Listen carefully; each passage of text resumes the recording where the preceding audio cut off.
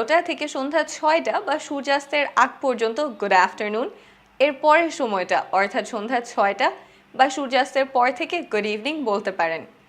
আমি কয়েকজনকে দেখেছি রাতে হ্যালোর পরিবর্তে গুড নাইট বলতে। এটা কিন্তু ভুল ব্যবহার। গুড নাইট রাতে বিদায়ের সময় বলা হয়।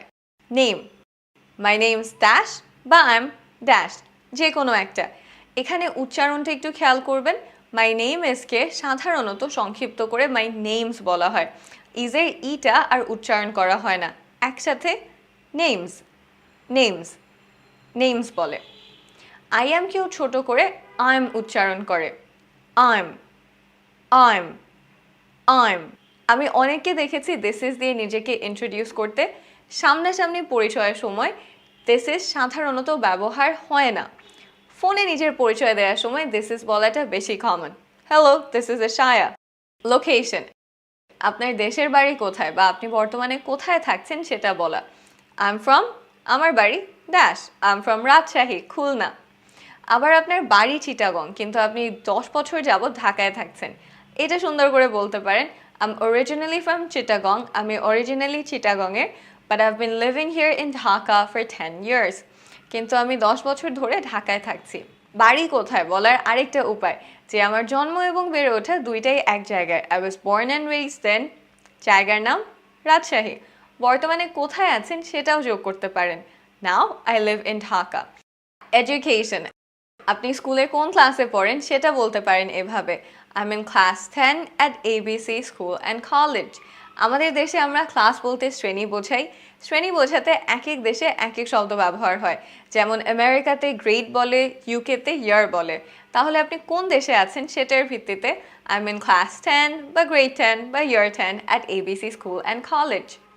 আপনি ইউনিভার্সিটি স্টুডেন্ট হলে বলতে পারেন আই এম স্টাডিং, সাবজেক্টের নাম ইঞ্জিনিয়ারিং অ্যাট ইউনিভার্সিটির নাম ABC university, I am studying engineering at ABC university. আপনি কোন বর্ষে আছেন সেটা বলতে চাইলে I am a first year engineering student at ABC university.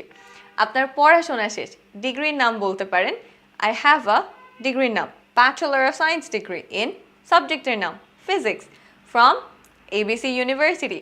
I have a Bachelor of Science degree in Physics from ABC University.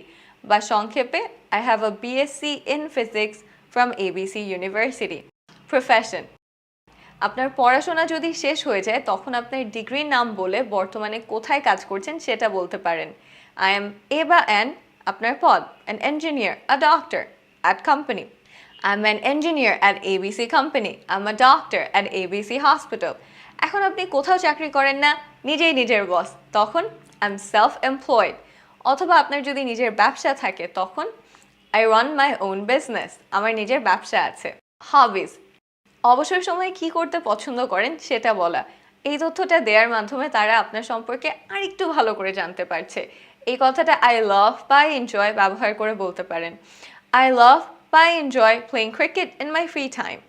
আর একটু জোর দিতে রিলি শব্দটা যোগ করতে পারেন I really enjoy playing cricket in my free time. কথা শেষ করা, আমাদের পরিচয় শেষ করার সময় একটা দুইটা লাইন বলে শেষ করা। ক্লাসে আপনি বলতে পারেন I am very excited to be in this class, এই ক্লাসে অংশগ্রহণ করতে পেরে আমি খুব খুশি। বা I am very excited to B here. অফিসে কলিগদের সামনে পরিচয় দেওয়া শেষে বলতে পারেন I look forward to working together, একসাথে কাজ করা নিয়ে আমি উৎসাহিত। আপনি যদি কোনো ওয়ার্কশপ বা ট্রেনিংয়ে থাকেন তাহলে কেন এই ওয়ার্কশপ বা ট্রেনিংয়ে অংশ নিচ্ছেন তা বলতে পারেন। যেমন I want to improve my communication skills, আমার কমিউনিকেশন স্কিলস বা যোগাযোগের দক্ষতা বৃদ্ধি করতে চাই, so I signed up for this training, তাই আমি এই ট্রেনিংয়ের জন্য রেজিস্ট্রেশন করেছি। এখন কয়েকটা গুরুত্বপূর্ণ টিপস। 1. বয়স, সাধারণত এটা বলার প্রয়োজন হয় না, আপনার যদি মনে হয় বলা প্রয়োজন তখন বলতে পারেন আই এম 75 ইয়ার্স ওল্ড বা শুধু সংখ্যা আই এম 75। 2. বাবার নাম, মায়ের নাম, বাবা কি করে, মা কি করে, কয় ভাই বোন কি করে, এগুলো বলার সাধারণত দরকার হয় না, কারণ আপনি আপনার পরিচয় দিচ্ছেন, পরিবারের সদস্যদের না। 3.